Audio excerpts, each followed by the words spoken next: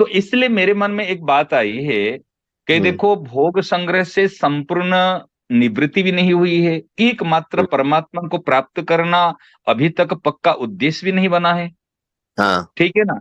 तो क्या हाँ। उपाय है जो कि हम उस स्थिति तक पहुंचने के लिए हाँ। केवल एकमात्र भाव बन जाए, उद्देश्य छोड़ दो, हम्म। एकमात्र भाव बन जाए। और भाव कैसे, भले टूटा फूटा भाव कैसा हो, कच्चा सच्चा भाव कैसा हो, हाँ महाराज।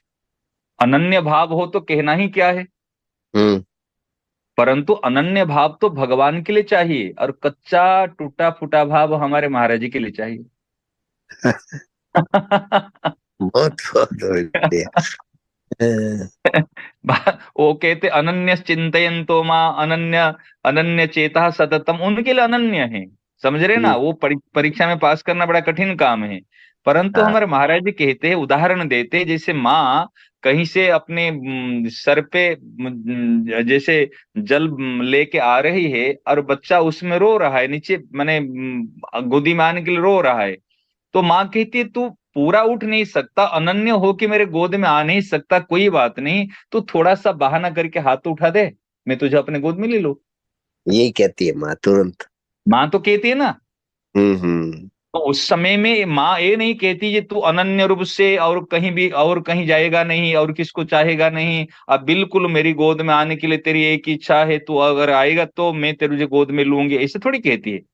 नहीं कहती। किसी भी तरीका से वो गोद में लेने के लिए तैयार है। इस प्रकार हमारे संत महापुरुष संजीवनी, जो हमारे सामने में जो बात कर रहा हूँ, अभी संजीवनी की बात कर रहा हूँ, हम्म। तो एक संजीवनी कह रहे किसी भी प्रकार से यदि हम्म। मेरे प्रति तेरा भाव हो जाए, कच्चा हम्म। हो, माने पक्का हो, सच्चा हो, झूठा हो, कैसे भी हो, तुम थोड़ा सा कह जो मुझे मेरा कह दे, हाँ। तुझे केवल मुझे अपना ले कह दे, मेरी संजीवनी, मेरी माँ, मेरे महाराज जी, कह दे ना। हम्म। हम्म। केवल, और क्या यूं क्यों करना है कि इसलिए परमात्मा प्राप्ति तो बड़ी बात है, केवल महाराज जी की प्रसन्नता के लिए, महाराज जी खुश हो जाएंगे। जैसे कोई बच्चे काम करते हैं ना, एक काम करने से मेरी माँ राजी, माँ प्रसन्न हो जाएगी, और एक काम करेंगे तो माँ की डांट पड़ेगी। तो बच्चे डरते हैं माँ की डांट से, पिताजी की डांट से। अरे ये मत हम्म। करना, पिताजी की डांट पड़ेगी, पिताजी आएंगे तो खूब चिल्लाएंगे, डांटेंगे। तो बच्चे उस काम को नहीं करते, अरे एक काम करने से माँ प्रसन्न हो जाएगी। हम्म। ठीक है ना? तो इस प्रकार केवल महाराज जी की प्रसन्नता के लिए हमको करना है, बहुत और बढ़िया। महाराज जी की प्रसन्नता की के लिए करना ही परमात्मा प्राप्ति है। हाँ। महाराज जी के लिए प्रसन्नता के लिए करना ही शांति की प्राप्ति है। हम्म। महाराज जी की प्रसन्नता के लिए करना ही मुक्ति और भक्ति की प्राप्ति है। हम्म।